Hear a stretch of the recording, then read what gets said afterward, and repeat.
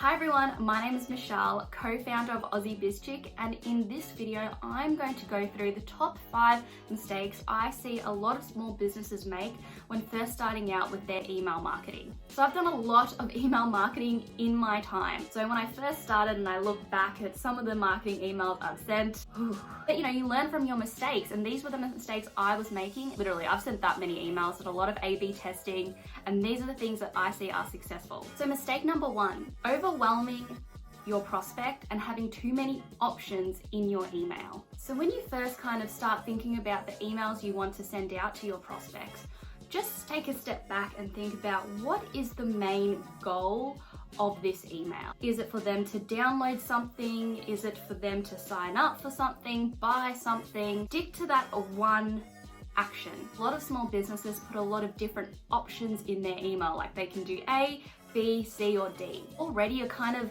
overwhelming your prospect, and there's a lot of different actions in there and messaging in there, like, hey, this does this, or you could do this, this, this. Strip back and think about the one action you want them to do. Mistake number 2, it's all about you. When you draft up your email and think about the structure of your email, the first paragraph or first few sentences of your email should never be about you. It should always be about what's in it for them. A lot of the time I find companies kind of swap this around, so they always kind of have, hey, this is us and we do this, this, this, this, this, and this is how it's going to help you. I would swap that around and put the solution up the top and then go into the how. It's important that the first few sentences really pique the interest of your prospect. We're human beings, we're narcissistic, what's in it for us, Mistake number 3, your email is just way too long. So I really believe that less is more when it comes to email marketing. Now, there might be some people who disagree with me here, because I have seen a lot of coaches and small businesses do really long-winded text emails, but personally, I don't read them. I'm just going to be honest, I feel like it's too long, and in this day and age, people don't really have the time or can be bothered reading pages and pages of text. I find that the email should have less writing in it, gets to the point quite quickly to hook your prospect, and then you take them to a landing page which will then expand on what you've written in your email. I don't think the person should have to, be scrolling down for ages.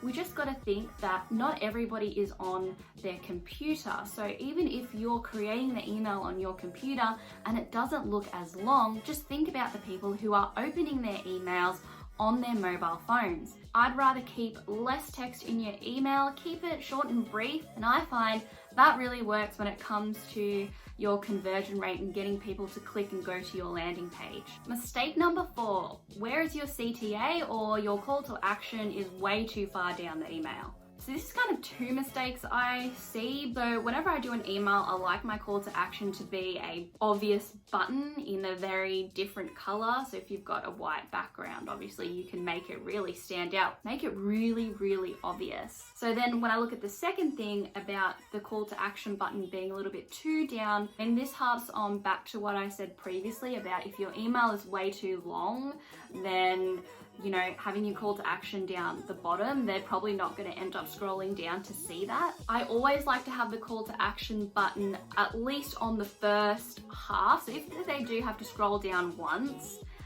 then I'd have 2 call to actions that are still the same. And the last mistake I see people make is not being personalized enough. I get that when you're starting out, you're probably not going to have as much information and details on the person, but you want to gradually start collecting as much information you can on this individual. Yes, it does sound creepy, but the more personalized you are, the more they are going to read your email, because it's more relevant to them. One of the easiest things you can capture is, of course, first name and last name, but you want to try and be even more personalized. What's their company name if you're a B2B business? Do you know their employee size? Have you found a trend? They've downloaded kind of similar content on your website, so then you're able to work out what is it they're really looking for. And you can even think of things like, what city are they from? What country are they from? What is their birthday? There is so many different bits of information you can collect. What I would do is write down a list